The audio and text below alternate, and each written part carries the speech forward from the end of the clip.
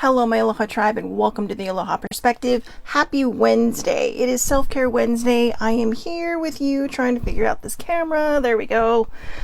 It is Self-Care Wednesday. How is everybody? I have some self-care tips to start, the box.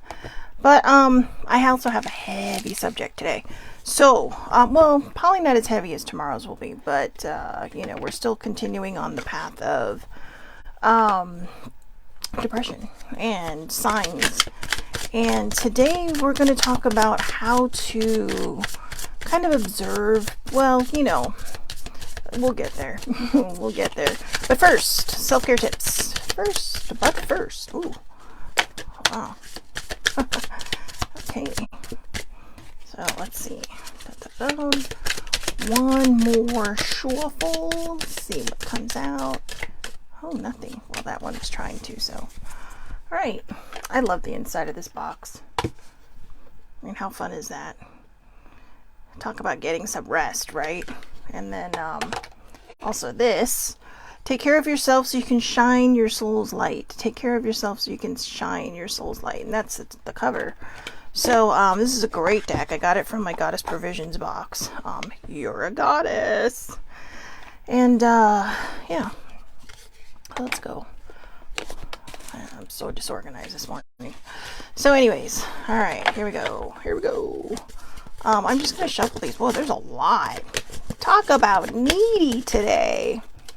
Just kidding. Alright, number 1, dance. Dance revolution. So dance. Movement is good for your body. Movement's very good for your body. My mom used to love Tai Chi. And it's something I've been curious about learning, but she was lucky. She had a class that she was able to take. And so, here, can't find one. But, sorry, something's totally got me distracted.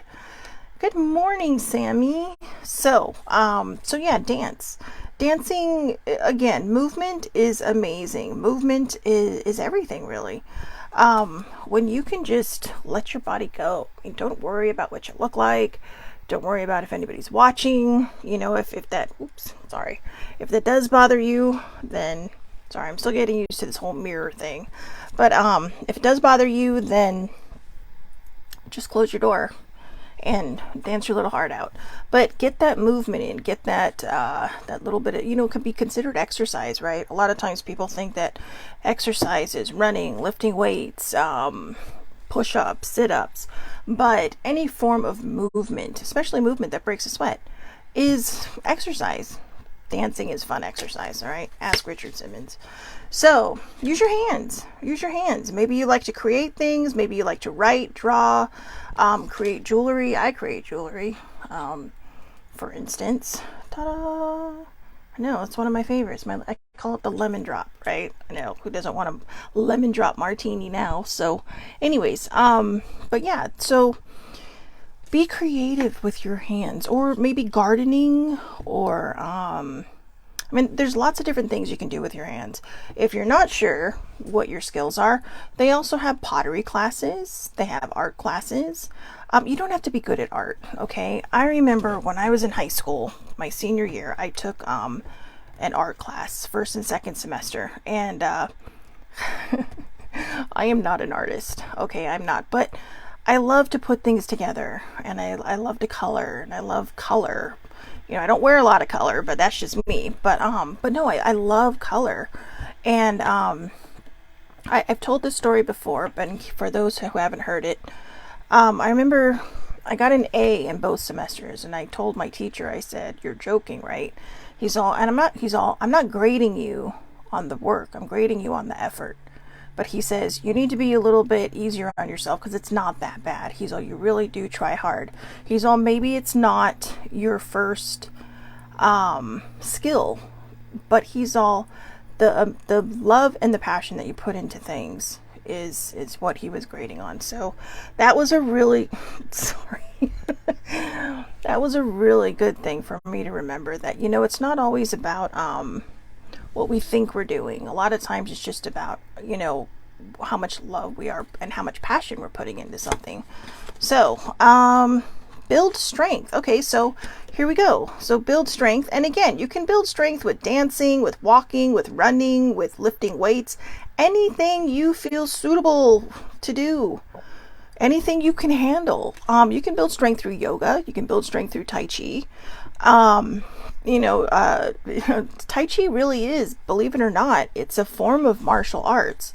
So, yeah, it's meant for relaxing and to finding that zen. But boy, if someone tries to attack you, speed that shit up and boom. So, so yeah, see, Sammy says, I love color as well. The brighter the better. And you are an artist. Aw, thank you. I appreciate that. I guess we're all just artists in different ways, right? Creating music is art. Just all these different things. So again, build strength. And you notice on her third eye, it looks like there's a crystal. So don't just build your physical strength, build your mental strength, your spiritual strength. Okay. Strength isn't just about how much you can lift physically. It's about how much you can lift spiritually and mentally. Clean your space. Clean your space. That card must be meant for me because my desk is a clutter. It looked like a clutter bomb went off on here. But clear your space. I have to say though, I always feel vindicated when I watch documentaries and they have writers, right? And the writer's desk looks like a paper bomb exploded on it. And I mean, I have a pile. It's a legit pile right here of just books and papers. But I have random papers over here.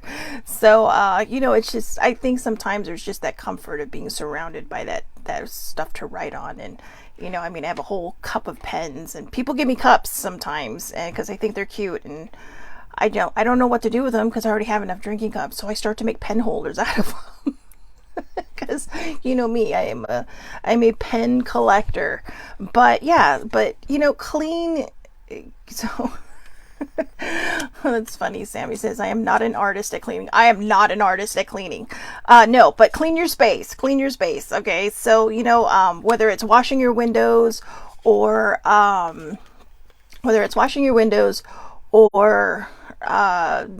cleaning up the clutter, vacuum, kitty boxes, whatever it is, just clean up your space and you'll probably find that you have more flow coming in. So, I know I do need to take my own advice, but, connect with the earth. Now, I know they show her in the forest. I love a good forest. I'm not going to lie. I love a good forest. One of my favorite things about England is you did not have to go far to find trees. And I don't mean like one tree. I mean, my complex has some trees, but there's like one main tree in the center of everything. And I don't know how long this tree has been there, but it's been there long enough that we ended up building a walkway over it so that, because the roots were starting to push up the sidewalk, so we built a walkway over it so it has room to grow. But what I love is, when you go into those tree-like places. There was a place in Hawaii where we used to go.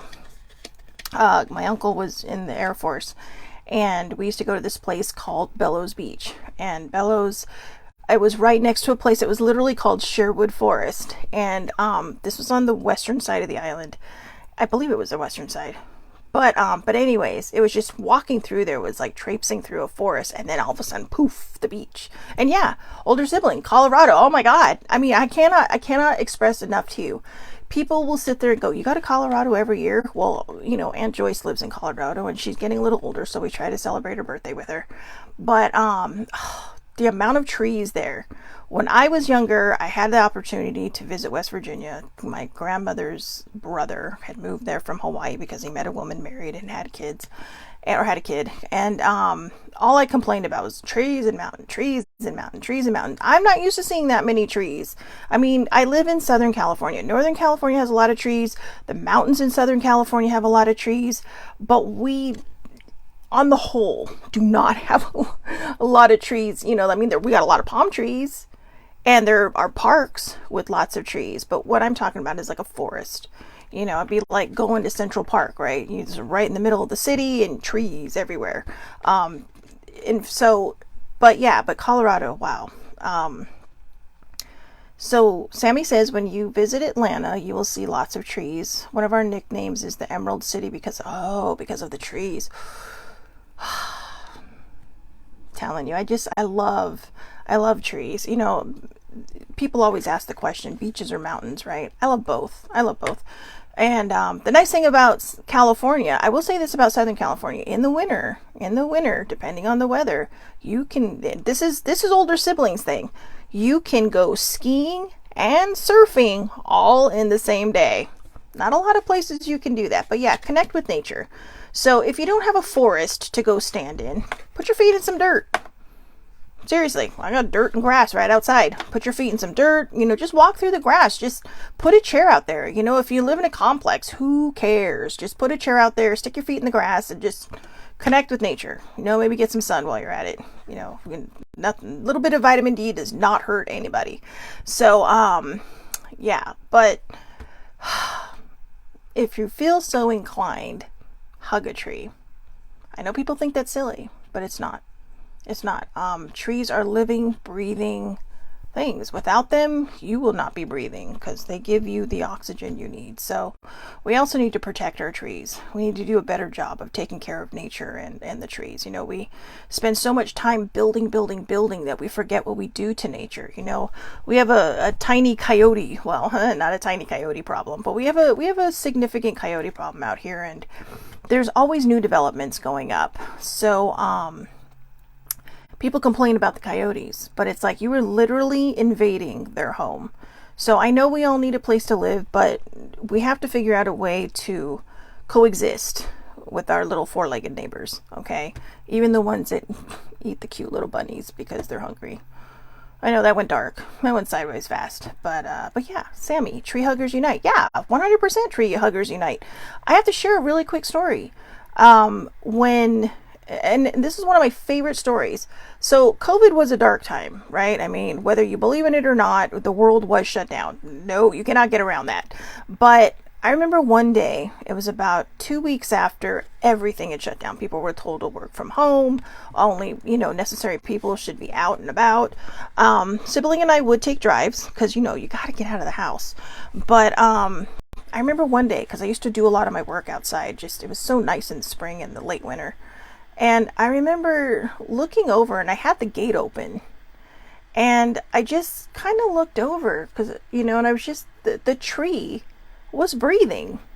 And I know, I don't know how else to put that, but it was a little misty outside, but you could see all this oxygen just coming up from the tree. And because it was a little misty outside, it was, giving a picture to that, it was solidifying that oxygen. But it was so pretty, and I couldn't imagine what that tree must have been thinking, like, wow, it's like I can breathe pretty fresh now. But I haven't seen it before, and I haven't seen it since, but that particular day was so amazing. I know I have video of it somewhere. I wish I could find it. I can't figure out why I can't find it, but yeah, it was pretty spectacular. It was pretty spectacular. So, music. I know somebody who's watching right now who loves music. I'm going to say this. Music saves lives. I really believe that. There is something for everybody in music, for every mood, for every moment, for every great event and sad event in your life. There is even a song that I sang it a lot when my mom was dying, and it's from Celine Dion, and it's called Goodbye is the Saddest Word, but it's about her losing her mother. And well, I don't know if she's lost, I think she's lost her mother, but it's about somebody losing their mother. And I remember I think I have a decent voice, but I am nowhere in the realm of Celine Dion. But you know what? I didn't care. Roll up the windows in the car, sing your little heart out. And after my mom died, that song became very, very personal, and it helped me get a lot out. It helped me cry a lot because I'd sing it, and you feel helpless sometimes. But the music it touches your soul. Music truly, if you really, really let it, music touches your soul. And a lot of people, sometimes my friends make fun of me because I like a lot of instrumental music. Like, I love Enya. There's a pianist, I think he might be Japanese. Yuruma. Yeah, that sounds pretty Japanese to me. But God, it just movie scores. Movie scores are some of my favorite. But I like all kinds of music. I mean, I'm good with rock and roll. I'm good with classic rock. I'm good with pop rock. I'm just good with music. If it touches me, I will listen to it. I admit I get away from all the stuff that kids are listening to on the radio because I have my own playlist. I'm a playlist queen. I have playlists for everything. I even have a playlist for sibling and I when we go to Colorado because sometimes our musical tastes are very different. We're both very eclectic in the musical taste, but they don't always match up. So the songs that I know we will vibe together with, I put in there. So if you want to create a playlist, do one. I have a playlist for my moods. When I'm in a bad mood, it's like Def Leppard, Metallica, Pennywise, all kinds of, just hard, Guns N' Roses, Living Color, because, cult of personality, right? But yeah, so I have a playlist for that. I have a musical whim playlist that I change every month to just kind of put in. So I know I'm getting very personal here, but I just wanted to show people that music, and even Sammy she says music absolutely saves lives, and I really do believe that it does. I think there's something, like I said, there's something out there for everybody, and there's something out there that can really just touch your soul and make you feel things. And maybe you're hurting. I saw a post on Facebook the other day that says, I'm hurting so much, but I just can't seem to cry. And this is over a person who's lost a parent and who's coming up on the first anniversary of their parent passing away. And I know for me, like I said, music really helped, evoke these feelings. So I think I said that right. But anyways, yeah, so I love music. And like I said, soundtracks are some of my favorites. I'm telling you, James Horner has always been one of James Horner, John Williams, oh God, there's Jerry Goldsmith, there's Hans Zimmer. Wow. I mean, just a lot of their music, especially Hans Zimmer and James Horner. They're two of my favorites. And their music always just seems like, bam, it hits me right in the feels. So, last but not least, family. Family's great. I just got back a couple days ago from helping my dad. My dad, he really didn't need anything, but because he was had the procedure he had, it was outpatient. He's fine. It was just standard procedure every couple of years. Because they put him under for a little bit, he had to have a ride home. Otherwise, I swear this man just, I'm fine. I know my body. But you know what? That aside, do pay attention to your body. But that aside, family is everything. Family is, it's not just the people we're related to. I've known Sammy for, God, probably 20 years now. 20 years, Sammy, maybe, give or take a year.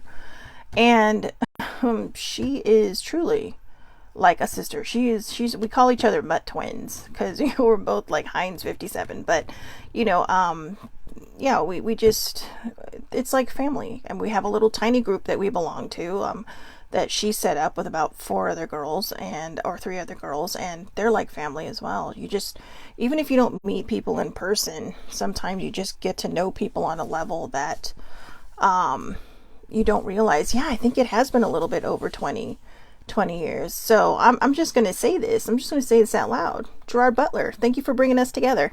So our fandom brought us together. So I think, yeah, you know what? You're right. I think we bonded over the movie Dracula 2000. I love vampires and had never seen that movie before. And she'd heard of him and seen some of his stuff before. And she's like, what? So, but yeah, I mean, we always joke. It's like, yeah, if we ever meet him in person, we should tell him, hey, thanks. Because one of my best friends that I've known for 20 years, thanks to you. But, Sammy, you're so funny. She's like, we love you, GB. But yeah, so, it's good. In fact, that whole other group is because we all bonded. But you know what? It's little things that bring you together, right? But it's your personalities and your love for one another that keeps each other together. So I mean, we've met a lot of different people that have kind of faded in and out, but there's been 5 of us who have just, we're like glue. We're like glue. Someday I hope we can all meet. Um, so we'll have to make that happen. But anyways, so here we go. Here we go onto the subject. But yeah, like I said, just to finish that last thought, because my thoughts, guys, I'm still coming out of this mental haze spiral that I've been in. So my thoughts are a little disjointed and a little discombobulated. But just finishing up with the family thing.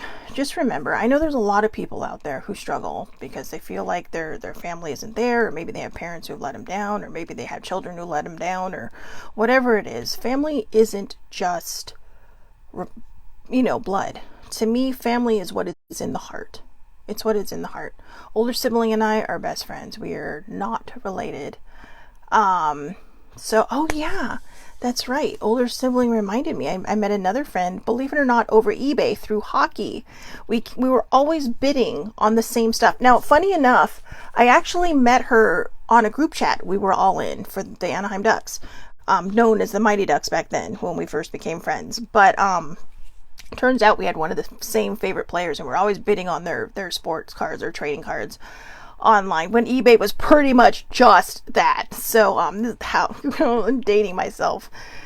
I'm way dating myself. But yeah, but we kept bidding on the same things. So we finally decided, hey, if we end up bidding on the same things or we end up winning something else, let's trade. And then we met, and I've known her for a good 24 years. Wow, 24 years now, because I've known an older sibling for about 24 years. But yeah, I met her through hockey too. So you never know what's going to bring you together. You never know what's going to, create your little tiny family of people. So, don't mock it. Don't throw it aside. I mean, fandoms can bring people together. So one of my best friends I met through, what do you call it? Sorry.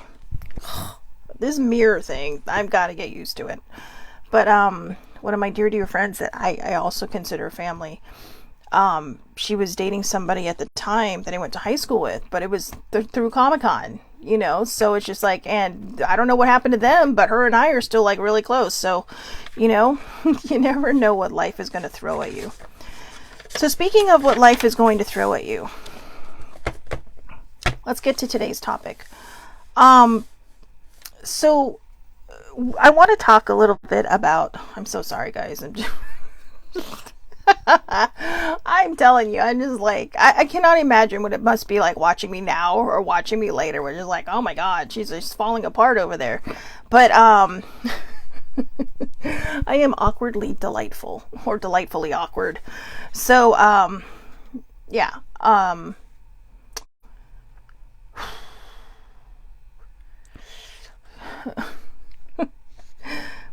this is a hard subject. Yesterday's subject was a little bit easier because we're talking about the symptoms of depression and we're talking about maybe signs to look for. But today, what I really want to talk about is it's a difficult subject, and I think I'm struggling with it because I don't really know how to approach it in the right way. So I'm just gonna draw I'm just gonna clear the board here. And I'm going to talk about it from my perspective, which is a person who does suffer from a dinged up mental health. And just like I did from yesterday when we talked about this, I don't know why I always say we. It must be 2 of me in here. Me, myself, and I. There you go. Where I talked yesterday about, the signs, the general signs. And all this comes from the mayoclinic.org. So you really, I say to take it with a grain of salt, because these are all clinical terms. These are all clinical symptoms, but the symptoms aren't necessarily going to fall into these categories. These are just really generalized on what to really look for, on the broader picture, the bigger picture. And today's subject, the reason I'm struggling a little bit with it is because it's about helping people recognize when they need help, urging people to get that help, urging people to, seek professional help. And the struggle is, I know some of you know the backstory, and I know some of you know my story, but I know there's other people who come on who are rather new to this show. And so I'm going to share it again. But before I get to my story, it can be hard to urge people to seek professional help because, I was going to do the generational talk tomorrow. I thought it might be better off tomorrow with some of the stuff that I was talking about, but I think I'm going to talk about it today because when I say generational, I don't have statistics, I don't have facts or anything. I have what I know. And I know that the generation I was raised by, mental health was not, I don't want to say it wasn't prioritized. It was ignored. It was highly, highly stigmatized. And every generation before that. I don't blame the generation. I will say this. My father has tried to understand my depression. I should have gone to him years and years ago, but instead I went to my mother. And my mother just kind of, nope. Only weak people have depression. I did not raise a weak child. You are strong. You are strong. You will get through this. You'll get over it and you'll move past it. Well, I'd been suffering for depression for a long time before that. I didn't realize it because I didn't know it. We didn't talk about it. I didn't understand it. I think about it now and I think, wow, all that information was kind of out there. Granted, I was born and grew up and became an adult basically before the internet really took off. So we didn't have a lot of the information we have now. I didn't know a lot about Freud except, they always talked about the mommy issues and the sex issues, and turns out Freud was a lot deeper than that. Okay, but that's just because people stigmatize his work as well. I didn't know about Carl Jung, who has become my favorite psychotherapist to read about and to listen to, and it's kind of neat because he lived in a time where he was, when he was older, he did a lot of interviews. And it's kind of interesting to sit there and watch these on YouTube. And it's just like, wow, mind blowing. Because you think of somebody who's born right in the late 1800s, but who's lived into like the 50s or 60s. And you're just like, whoa.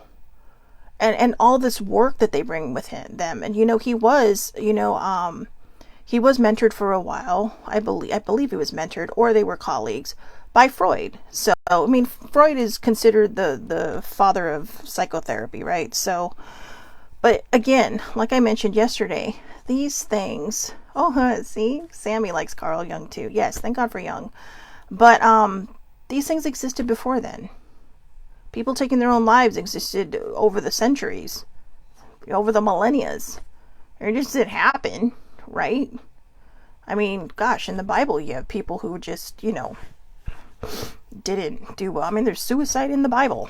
So, but I guess the reason it's hard is because when you're a person who's raised with these beliefs, when you're a person who's told, no, you're not a weak person, you begin to believe that because these are people you trust, these are people you love, these are people who are not going to lie to you.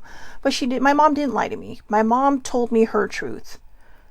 And her truth was, if you have mental health, all we knew back then about mental health is you either get thrown in the loony bin or you end up killing yourself. And we didn't realize that that's not always the case. There's people who go through suicidal ideation all the time. Tomorrow I'm going to talk about suicide, but who go through suicidal ideation. They think about it, but that doesn't necessarily mean they're going to do it. But they are to be watched because you don't know when they might tip that scale.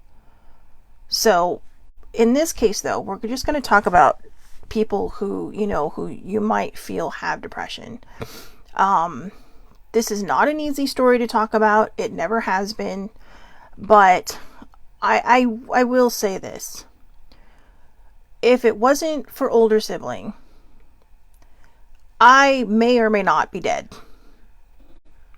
And like I mentioned yesterday, I've had several near attempts, and which means that I came this close, but I didn't follow through because, like I said, divine intervention had a way of stepping in.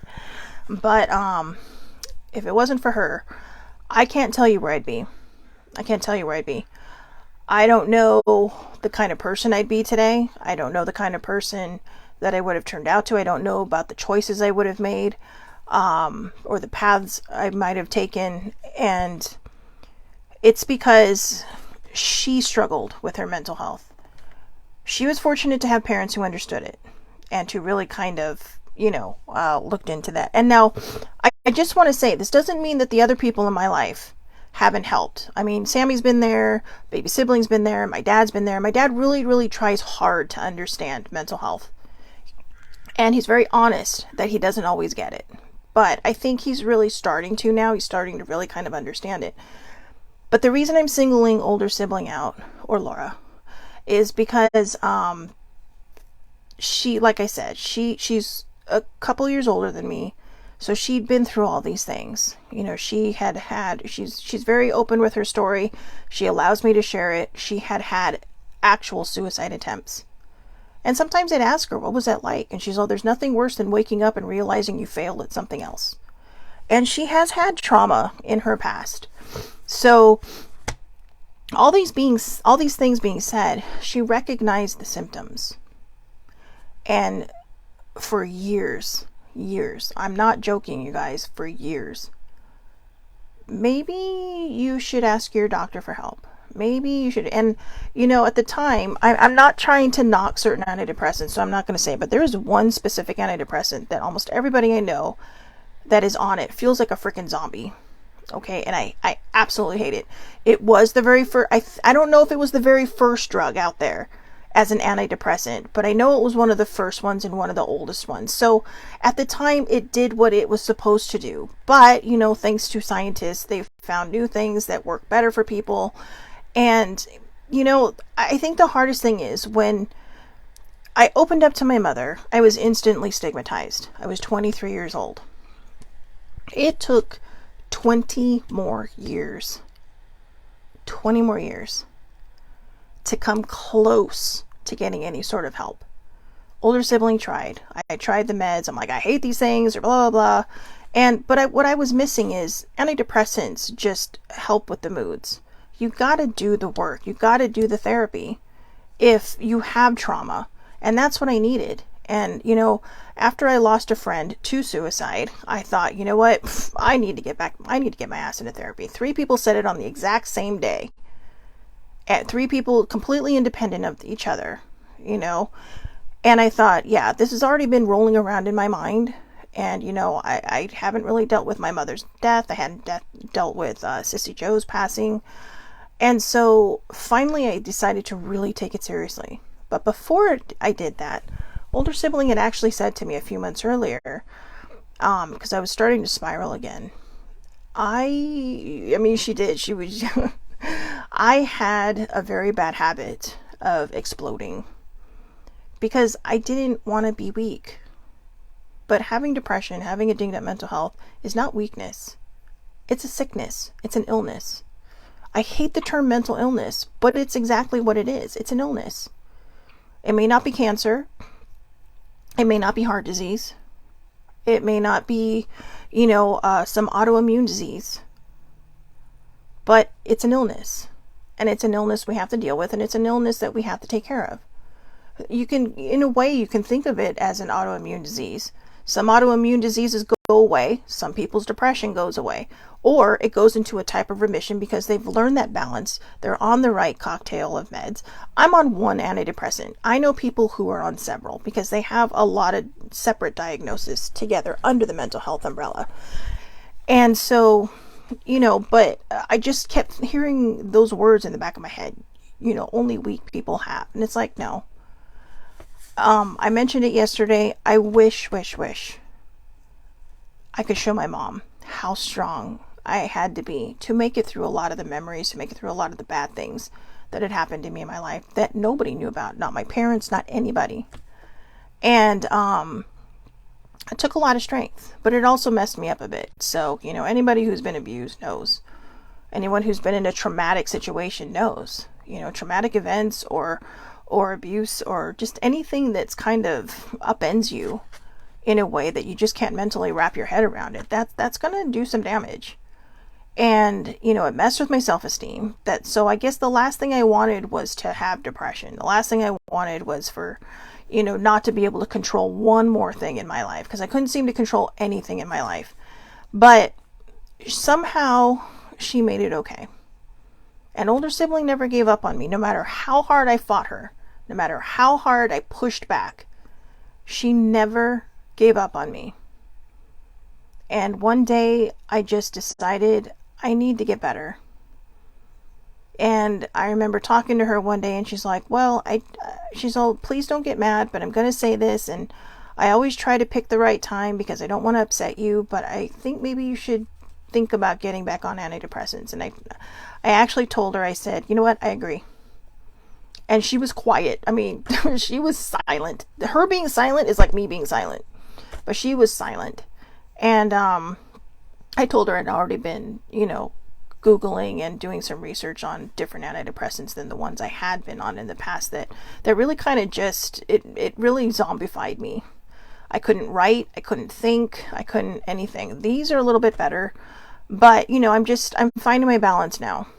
But if she had given up on me, I don't know, or if she had never even attempted to help me, I don't know where I'd be. I don't know where I'd be. I got 6 months of very, very intensive therapy, and it was amazing. And I'm in therapy now because I'm trying to figure out this balance between who I used to be and who I know I can be and who I am now. And it's not always easy to let go of those bad habits. So, you know, for me, seeking professional help helps me, I should say, because I'm still in therapy, because it helps me work things out without bias. Okay, sometimes we can talk to our friends and we can talk to our families, but not everybody's going to be unbiased with you. They're going to be biased. They're going to say, well, you know, and I know I can go to older sibling and talk to her, but she also doesn't like to see me hurt. So sometimes she'll agree with me even if I'm wrong. So, you know, and she'll say, well, I mean, she'll kind of like hem and haw over it, and it's not her fault, because we don't want to see our loved ones hurting. We don't want to see people in pain. But I know that with my therapist, I can go there, I can just, you know, she's going to tell me exactly what I know I need to hear, and she's going to give me the swift kick in my ass that I know I need. Now, everybody's therapist is different. Therapy is different for everybody. I mean, this therapist is much different than the one that I went through my intensive therapy with. And, but I'd like to think that my mom can see. And I do want to say that I think sometimes the stigma, or I truly believe, in my own opinion, that the stigma is generational.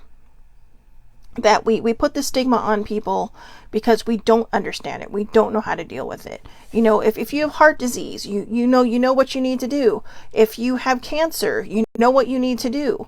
You know, and you face it like a champ. You face it with bravery. But when it comes to mental illness, nobody understands why it happens. Nobody understands where that chemical imbalance comes from, whether it's situational, or maybe it was situational, it became a chemical imbalance, or whatever it is. It's such, to me, it's such a chaotic illness. You know, I have people who were diagnosed in one way, they saw a different doctor and got a third opinion, and they were diagnosed completely different from what their original one was. So it's like sometimes we feel like we're on a merry-go-round. You know, the world is just spinning, and it's like you're waiting for it to stop and make sense. So instead of stigmatizing people, instead of, you know, kind of making people feel inferior because of their brain, try to understand it, because it's complex. It is complex. I'm telling you, the mental health umbrella, it's a big umbrella. Like I said yesterday, it's not like a tiny little, you know, open up, put it back in your purse when you close it umbrella. No, it's a big, like, beach umbrella. It's huge.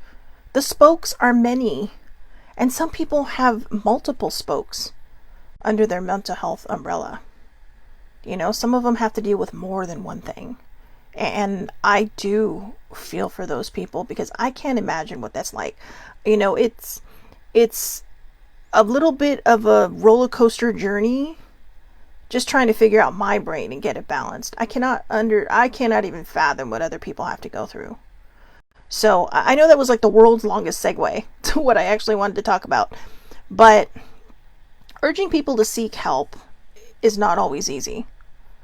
And I know I had to share my story with older sibling because I want people to know that, somebody may come to you. You may not have any mental health issues. Okay? But someone may come to you, maybe you're having a situational blues, your common people blues. Something's been bothering. Maybe you're grieving. There are grief counselors too, or grief support groups. And, but there's a support group for everything. And I don't say that with sarcasm, but there is literally a support group for everything. So, if you're struggling and you don't want to seek professional help, find a group of people who've been through what you've been through, who understand, because not only are you going to get help from them, but you're going to be able to give back and help somebody else. You're going to be able to say, hey, this is how I've been dealing with this. And, and there's no wrong way to deal with things. The only thing I would consider wrong is when you push shit down. Don't push it down. You have to run at it, not from it. When you run from it, it is going to chase you, it is going to tackle you, and by the time it tackles you, it is going to basically disable you to a degree. It is going to take your power from you, and you're going to lose the upper hand. Well, when you run at it, you're saying, all right, look, I don't know what's happening, but let's do this. Let's do this. Let's go. Let's go. Let's throw down. So, but yeah, so, sorry, my nose. My nose doesn't run all day. The minute I hit play, bam. My nose just likes to be seen, I think, on camera. So anyways, here's some things I wrote down. Not all people know they have it or will admit it. Now you know why I had to share my story at the beginning, because I fell under that category. I knew I had it. I didn't want to admit it. I wanted to feel I had control over it. I did not. I absolutely did not. Talk to them. Note your observations or your worries. Again, it could just be situational. Maybe they're hurting. People forget that grieving is more than just death. Okay, grieving is more than just losing a parent or a loved one or a fur baby. Grieving is losing a job, a relationship. I mean, a lot of people, when they lose a relationship, oh, well, you know what? That person sucked and they shouldn't, they lost out on something and you're going to find somebody else. But it's not that cut and dry. Just like with a job, you put your heart and soul into something. You put you gave it your all and it didn't work out and it hurts. And the longer you're in that particular situation and then it ends all of a sudden, the harder it is to let go, because you have a lot of feelings to resolve. You have a lot of the what ifs. What if I did this? What if I did that? What if, was it me? Sometimes it's not you. Sometimes people just change. Sometimes people just grow apart. And working through and deciding that, you know what, it's okay. My life is going to be fine. I'm going to move on. You have to give people time to validate their feelings. It's not just about pushing it down, running away from it. I think that's why sometimes people do explode, because we push things down, and we don't deal with it. We don't let off the steam that needs to be let off. Healing is like an onion. It's layers. You may be fine one day and all of a sudden you hit that next layer of that onion, you're in tears, or you're angry, or you're pissed off sad, where you just have all these emotions just happening. But the key is to run at it. I know it's scary. I know it's hard. I spent far too long running from it. And I feel like sometimes I put myself behind the 8 ball, but I always like to think that I'm exactly where I'm meant to be, to show people that even if you're my age, you can heal. Younger than me, older than me, whatever, you can heal, you can move forward, you can, gain, perspective back in your life. You can learn to live with the flow instead of going against it. So, again, talk to them and note their observations or your worries. Just tell them, try to be gentle about it. Like I said, some people will bristle when you sit there and say, I think you might have, you can't just say, oh, you know what? I think you're depressed. Or I think you have depression, you need help. No, you can't just not. I would say that there is a small percentage of people that would say, you really think so? Other people are going to say, fuck you, get out of my face. I'm fine. Because a lot of people have that stigma on it. And I'm going to say this, even my generation has stigmatized it in a way. And we need to break that stigma. We need to allow people the freedom to know who they are, know their brains. And like I said yesterday, you don't always have to have clinical depression to see a therapist. Like I said, there's grief counselors. Maybe I have a friend who lost a loved one to suicide, and they belong to a suicide support group, and they help each other. So I mean, like they said, there's always a round table for somebody, whatever it is you're dealing with. So but I would say from my experience and from being one of those people that the majority of the people are just going to say, I'm fine, because back in the back of our head, somebody has told us it's a weakness. It's not a weakness. Facing mental health issues, that takes some strength, some serious strength. So, one of the ways you can help them, if you think they do need professional help, is explain that depression is a health condition, and it does get better with treatments, which it does. So remember, it's not just about getting an antidepressant. You need to seek the help. Maybe you need to understand yourself. Sometimes for some people, the antidepressant might just work. But a lot of times too, when you go through the therapy, when you go through the professional help, you gain tools. That's the one thing my therapist loves to tell me, is that she's all, I am just amazed at how many tools you have for these moments. And yet sometimes I forget about them and don't use them, and then boom, spiraling. So, so it just explained that, depression is, it's a health condition. People don't always take kindly to mental illness, okay? Illness, for some reason, has a stigma on it too, which is why I like to say I have a dinged up mental health. Suggest professional help, which we just talked about. Offer to help prepare questions for the first visit. So when I started going through intensive therapy, back about 6 years ago, that's when I really, really went through my intensive therapy. I asked older sibling to come to my first 2 sessions. And the reason I asked her is because sometimes I just, like my very first session, I just wanted to blurt everything out. But it was the getting to know you session. And then she said, like I said, I've mentioned before in the past when I've shared this story, my therapist actually scheduled me for another one on a Friday, which would become my days that I would go in. But I had two appointments that week because she could see I was just ready. But for the first 2, I did bring older sibling. And one of the reasons was because I think I was just nervous. I was a little scared. And so therapists are not going to tell you, no, this, they can't be here. They want you to be comfortable. And the other reason I brought her was in case I forgot to say anything, because, you're so, just ready to just vomit everything out. Just like you're spewing, like, the kid in Stand By Me, right? In that one scene, you just want everything out of you. And I was so afraid to forget something. But as I found my comfort zone, sibling and say, do you want me to go with you? No, I think I'm good. And I found my rapport with my therapist at the time. And even this time, I just started off all on my own. I just started going by myself. But you can help them prepare questions, and you can go with them to be a little bit of a buffer until they're comfortable. Some people are very introverted, don't like to be alone in a room with people they don't know. So, once they get to know this person, they may say, hey, thanks for coming. I appreciate it. Now, people work. So you're not always going to have someone who's going to be available to go with you. In which case, you can help them write questions, so they don't forget. So they just say, yeah, this is a list of things I want to go through. And, your therapist will note it. And it may not happen all on the same day, but they will note it and they will go through these things with you.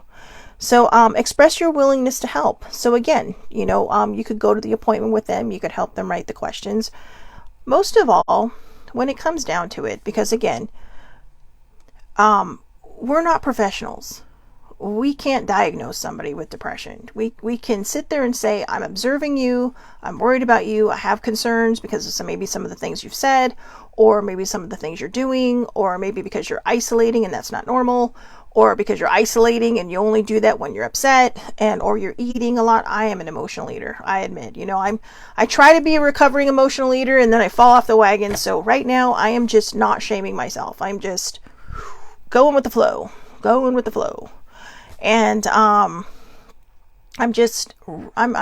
going with the flow and just trying to get myself to the place I know I can be. And for me, it's fear. I know what I'm capable of. I know what my strengths are. I know what my talents are. And I have such a huge fear of rejection that a lot of times I go within. I'm currently rereading one of the stories I wrote. It's the longest book I've ever written. And I published it on Amazon for about 3 days. And then I got so insecure about it, I immediately took it off. To which 2 of my cousins kind of, they didn't snap at me, but they scolded me. They're like, dude, we had already started reading it. What the hell? So, I know, I'm sorry. But, rejection is a scary thing, and unfortunately it feeds into my depression, and, I can use it as an excuse all day. But when it comes down to it, I think fear is just the ultimate thing, and I have to figure out how to get past it, and I have to figure out how to get over that hump, and I'm working on that finally. But I just want people to know that no matter what age you are, whatever age you are, okay, I'm not shy about my age. I am 50, and when I hit 50, I thought, I am so happy to be out of my 40s. What a shit show that was. And it was. I lost a lot of people in my 40s. I was going through my healing journey in my 40s. I was healing a lot of trauma in my 40s, and I was coming to terms with the fact that I can't run from my depression anymore, that I have a dinged up mental health. And my therapist loves the fact that I advocate for that, and it is Mental Health Awareness Month, which is one of the reasons why I'm doing this. But I don't care if you're 99 years old. If you are hurting inside, 103 years old, if you're hurting inside, it's okay to get help. It's okay to talk to somebody. And if you don't want people to know because you do feel stigmatized, or because maybe people make you feel stigmatized, then they have things online. They have online help now. And yeah, it can be pricey. I'm not sure if insurance covers it or not. But like I said, I see someone face to face because I get squirrely. So I just, phone calls are not, when I'm on a phone call with a friend or someone, like I said yesterday, someone you're trying to get to know, whatever. But when it comes to an appointment, I mean, it's like all of a sudden butterflies and birds and squirrels and rabbits all appear in my bedroom in front of my face. Because my mind goes wandering. It's like I take a trip down fantasy lane while someone's trying to talk to me. So in person is way better because I'm forced to interact. I'm forced to pay attention.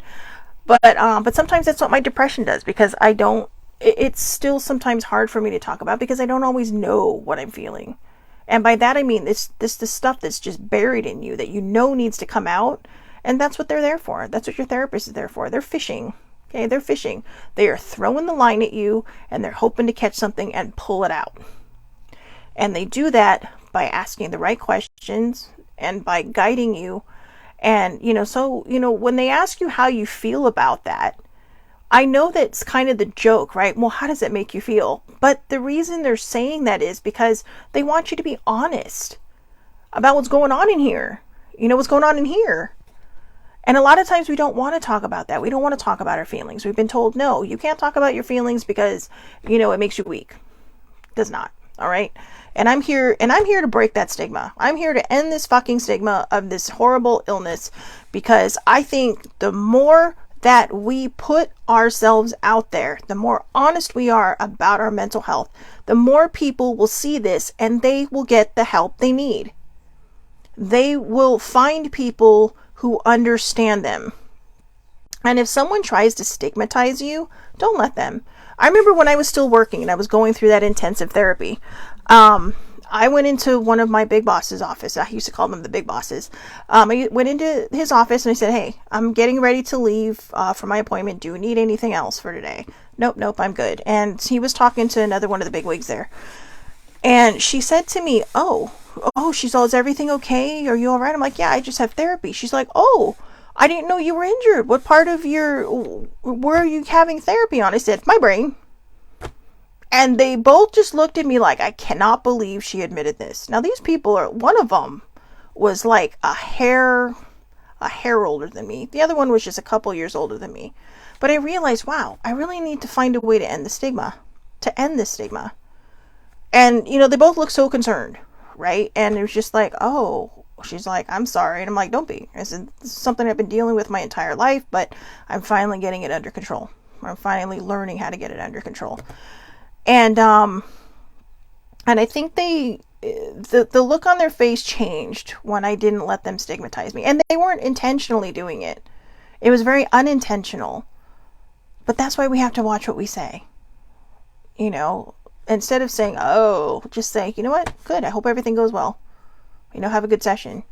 I mean, sibling will tell me that when I'm leaving the house. Have a good session. It's like, thanks, And that's all you can really do. It's like, hey, have a good appointment. This is my life. This is my life. It doesn't make me any different than anybody else. It just means that, like I've said a million times, and I will continue to say a million times more, sometimes I just have to work harder on some days than other people do. But it's worth it. Because I like breathing. I like being alive. I like seeing the colors in the world. There are days when I'm coming out of a spiral and I'll look outside and go, wow, everything's so colorful. When before you could see the same exact scenery, but it all just feels black and white. But when you come out of something, it's so beautiful. It's like seeing 50 rainbows in the sky. I mean, we never see 50 rainbows in the sky, but you know what I mean. It would be, to me, it's the same. Just this beauty of the nature because your head is up. It's not down. So, if you were trying to help someone, do it gently. Do it with patience, do it with compassion, and do it with a lot of understanding. Because if it is a person who is struggling, they may fight you. But as hard as it is and as much as you might want to, please don't give up on them. I'm dedicating this episode to older sibling. Because again, I don't know what choices I would have made. I don't know if I'd still be alive.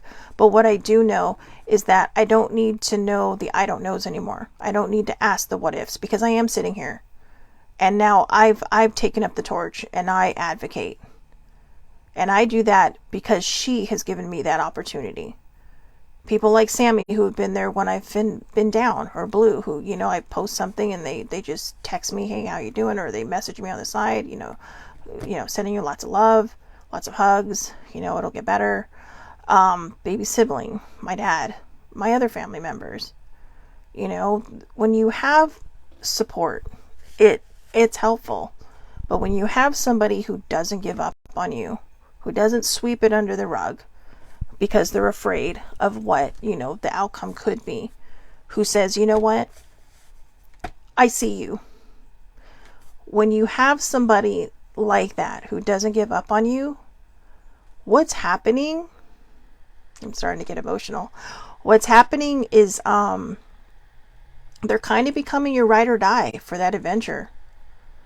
They're all these people that support you.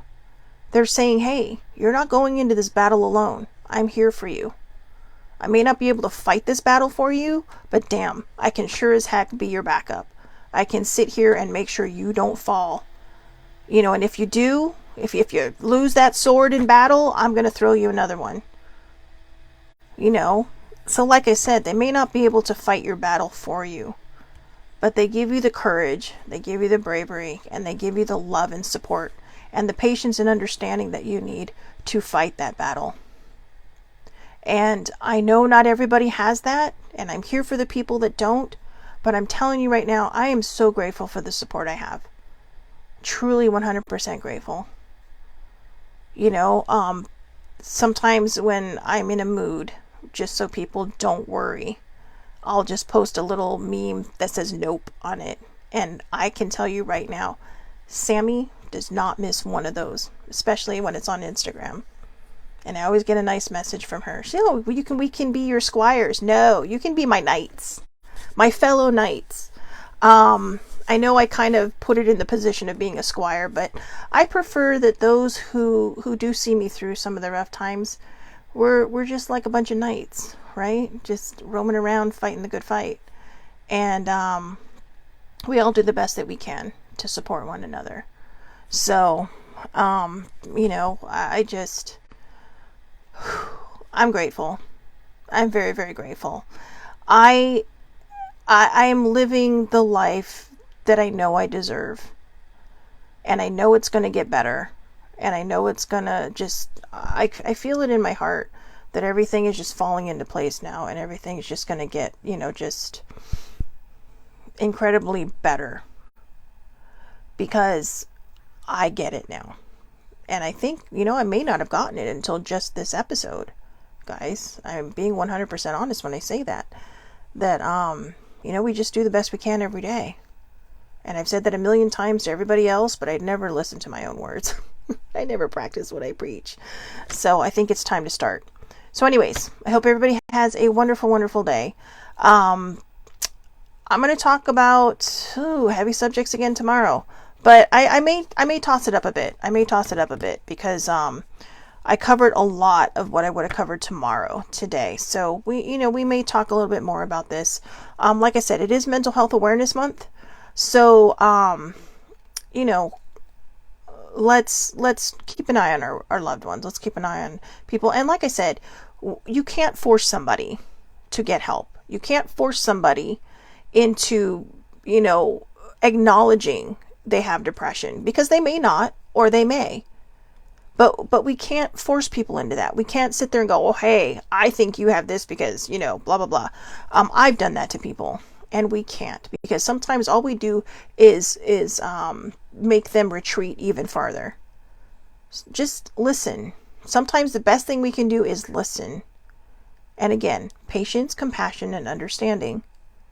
And if you are able to help somebody and you are able to get them the professional help they need, by all means, that's a wonderful victory for you. But again, whatever you do, if somebody acknowledges it, but they still fight you on it, please just don't give up on them. Okay? So, thank you to Sammy, an older sibling, for being on. I saw some of the messages. I love you both too. And I'm very, very grateful. And I'm very, very thankful for everybody who's in my corner, especially these two. And so, please, people out there, take care of yourselves. And, you know, you may be listening and you may be wondering, maybe I do. You can talk to your doctor. You can talk to a therapist. Sometimes, like I said, things are situational. For me, it's a chemical imbalance. So it's, I think that might be what clinical depression is, when it's an imbalance. But it was also trauma based. So that's been my biggest, I'll be honest with you, that's been my biggest hill to climb. When I healed my trauma, I thought it was done, because I was still in denial that it was a chemical imbalance. I got off my meds. Excuse me. I felt like journaling was all I needed, but then I started to spiral and I started to go downhill, and it's just like, it's been very hard for me to come to terms with the fact that my mental illness was not just trauma based or situational based, that it is a chemical imbalance. And it's not been easy. And I'm working through my own stigmas. But I think that's the other reason why I want to be so honest with everybody, because I think it's very, very important to know that there is absolutely 100% nothing wrong with you. You wouldn't shame a person who has heart disease. You wouldn't shame a person who has diabetes. You wouldn't shame a person who has autoimmune diseases. You wouldn't shame a person who has cancer. So please, please, please do not shame yourself for having a mental illness. All right? I prefer to look at it as a dinged up mental health, but to drive that point home, do not shame yourself for having a mental illness. Okay? So, if you need to, seek the help you need. Don't be ashamed if you have to take the meds. Don't be ashamed if you have to see a therapist, or if you choose to see a therapist and you choose to take the meds. Don't be ashamed. Don't be ashamed. You know, life's always going to throw us curveballs. Nobody's perfect. Nobody's perfect. I like to think we're all perfectly imperfect and all delightfully amazing in our own different ways. So again, I hope everybody has a wonderful, wonderful day. Thank you so much for watching. Please take care of yourselves. I'll be back here tomorrow, 8:30 a.m. Pacific time, Facebook Live. All lives are public under Shelly Marie Lucas. Anybody can watch. I also share these to my Facebook page and my YouTube page, the Aloha Perspective. All right. So again, thank you ladies for watching and joining me. Thank you for anybody who might be watching later, and have a wonderful, wonderful day.